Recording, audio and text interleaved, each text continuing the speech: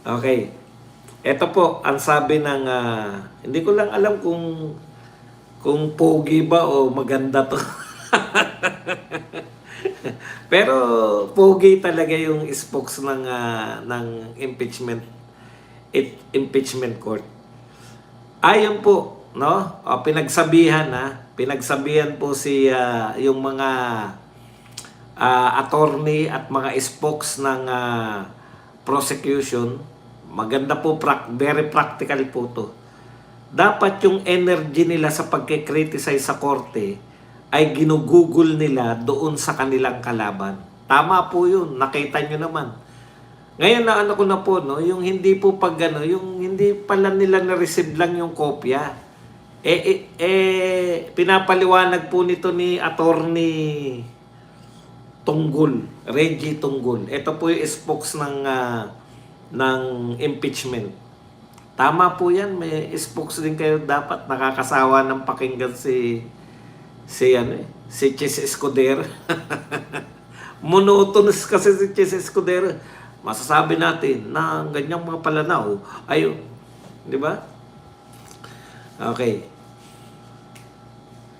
Kasi pwede pala nilang gamitin yung kaya pa pala nila hindi kasi nagtataka ko nung inopen niya ng mga kasama ko sa Birada, bakit hindi tinanggap? Ano yung purpose? Talaga nagtatanong ako sa kanila dahil di ko alam. Yung pala, pwede pala yun na bakit ku-question nila, halimbawa, dumidepensa na si Fortun, halimbawa. Bakit dumidepensa yan? Abogado ba yan? Na-recognize ba namin yan? Kinakailangan pala talaga i-recognize nila. Ngayon ang tanong, bakit hindi nyo tinatanggap? Ano yung purpose? Ang sabi nito ng spokes ng impeachment court, baka may balak silang i-delay yung proceedings ng korte. Kasi once na magsalita yun at hindi naman nila nire-recognize, ku-questionin nila. Teka muna, bakit ikaw nagsasalita sa depensa hindi ka naman recognize? Hindi recognize kami kasi ganun. Kaya po pala pinare-receive yan sa prosecution. Ina-acknowledge nila na yung mga abogado ni BP Sara ay ipinakilala sa kanila. Ngayon nga naman, kaya nagtataka ko kung pipirmahan nyo lang, na-receive nyo na binigyan kayo ng kopya, bakit sila hindi nila nire-receive? Ang paliwanag ni Atty. Tunggol, alam mo naman mga abogado yan di ba? Ako, honest ako Bakit nyo hindi re-receive? Pinare-receive lang sa inyo yung mga pangalan. Yung pala, balang araw, pwede nilang questionin yun to delay. So, hindi po pala totoo na gustong-gusto ng mga to na maapura yung impeachment. May bala pala sila para i-delay. Kita nyo na. Nabibisto na kayo pala ang balang araw magde-delay. Kunwari pa sila forthwith, no?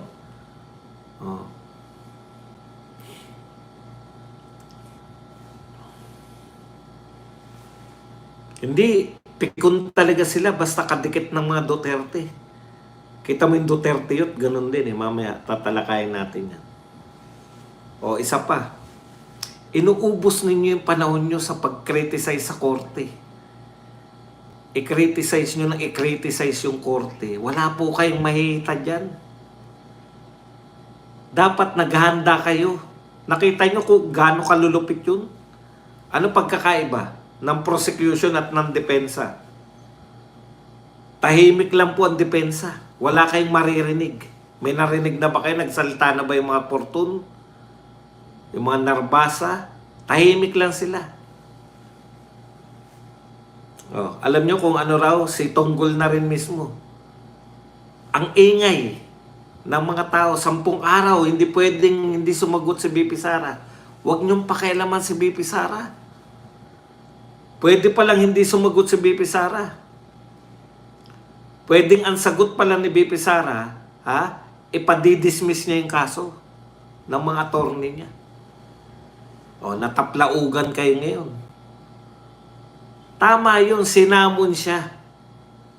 Pero meron sila nakabinbin sa Supreme Court, tandaan nyo. Kasama na sa plano yan. May question na sila sa Supreme Court. Tanim po yan ng mga magagaling na abogado. O, kaya, pwede nilang ipadismiss itong impeachment hanggang hindi nare-resolve ng Supreme Court yung legal question nila. Marami. Yung linya ni Bato, hawig dun yun. Pinadidismiss ko tong kaso na to kasi lumabag kayo sa 1-year rule, 1-year ban rule ng pagsasampa ng impeachment. Lahat tayo, alam natin, 4th impeachment yan sinampay. So kung hindi yan ng unang reklamo, ano nangyari dun sa 3? O hindi naman pinapaliwanag. Sabi nga nitong spokes ng impeachment court, si Attorney Tunggol, hindi nyo nga sinasagot eh. Panay kayo press con. Sinagot nyo na ba kung bakit? Kung bakit port complaint yung inyong ipinasa? Hindi nila sinasagot, iniikutan nila. Kaya legal question po yan. Okay, Vice President Sara Duterte's political capital may be considered by senator judges during official impeachment trial according to Attorney Tranquil Salvador. Ito po si Tranquil Salvador, defense lawyer po to ni Renato Corona. Kaya nakita niya po to eh. Yung mga judges, bilib po ako sa mga taong ganito kasi hindi po sila yung mga tokis-tokis. Gusto ko yung mga taong katulad ko nagsasalita ng katotohanan. Anong ebidensya? Anong ebidensya pinagsasabi nyo? Di ba sinabi ko na to, yung dalawa nating nakita na impeachment court, hindi po na nagbatay sa ebidensya. Nagbatay yan sa pagkampi nila kung sino yung kakampihan nila. Ang pinapaliwanag ni Tranquil dito, yung siyempre very popular si Pinoy at that time. Kasi simula pala ni Pinoy.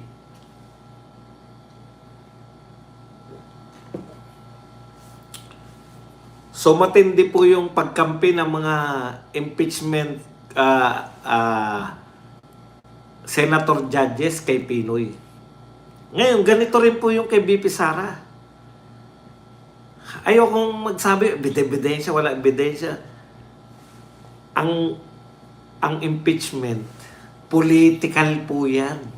Ang impeachment natapos na noong midterm election.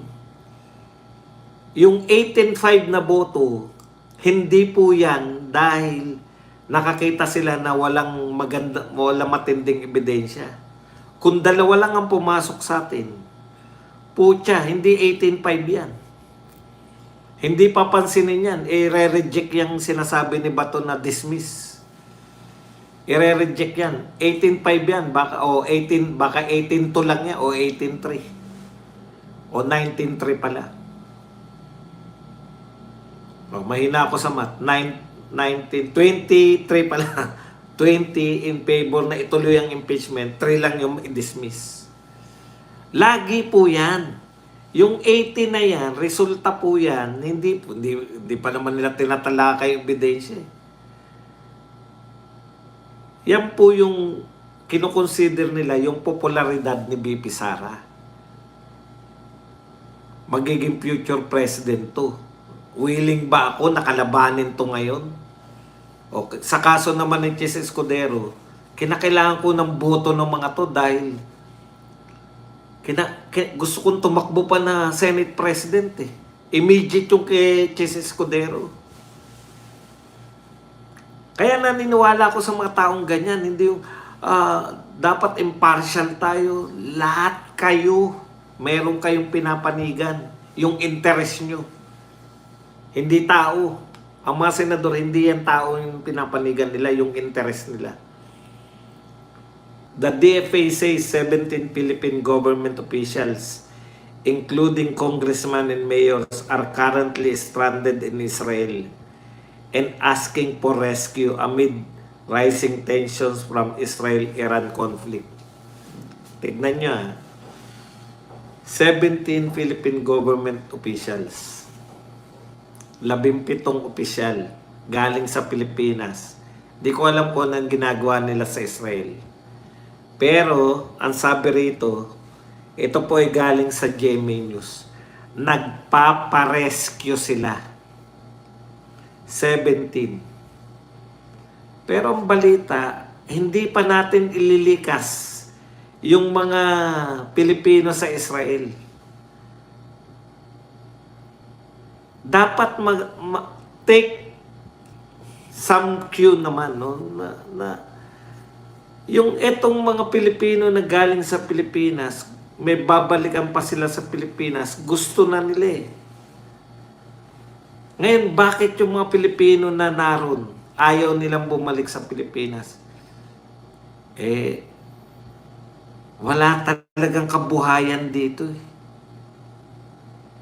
Ikalawa, hintayin nyo pa ba na mag-request yung mga Pilipino doon na sagipin nyo sila?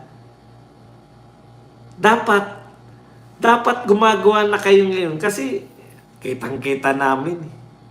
Kitang-kita namin sa bombahan kahit hindi po pinapakita ng mga mainstream media natin. Nakikita po namin sa internet. Nagpapalitan po ng mga missiles yung Israel at Iran. Wala tayong, lahat ng mga gustong tumakas na dyan. Punta kayo rito, maggawa kayo ng paraan. May mga, di ba noon ganyan na nakasubaybay tayo? Panahon nila Silvestre Bello. Narito po yung natin, dito kayo pupunta. Tapos dito tayo dadaan. Alam natin yung mga pupuntahan eh. Nakikiusap tayo sa mga combatants na yung mga Pilipino dito sila dadaan kaya wag bombahan. Makikiusap ka sa halimbawa sa Iranian government na pwede ba wag niyong bombahin tong lugar na to kasi dito dadaan yung mga Pilipino. Kaya napapanatag yung mga tao rito, ang galing. Ilang beses na natin nakita kay Tatay Digong yan. Nagpadala tayo ng mga barko doon. May mga contingency plan. Meron dito lalabas, meron dito sa kabila, may sasalong mga embahada ron. Dito, government official na nagpaparescue pa eh. Imagine po ninyo, hindi po yan magpaparescue yung mga Pilipino dyan. Kasi isa sa kapalaran nila yung kanilang kalagayan sa Israel kaysa bumalik sa Pilipinas na walang pagkikitaan. Yan lang po ang ating topic. Be decisive naman. Tinatago nyo lang eh. Panay kay Duterte pa rin. Wala naman talaga kayong contingency na dito meron na nakahanda. Meron na. Nung panahon ni Duterte, ilang beses natin narinig yan, pag may kaguluhan dyan, nire-report nila eh. Yung contingency, pati kwento. May truck na maghintay dito. Yung mga ayaw na lang talaga umalis dahil ayoko umalis.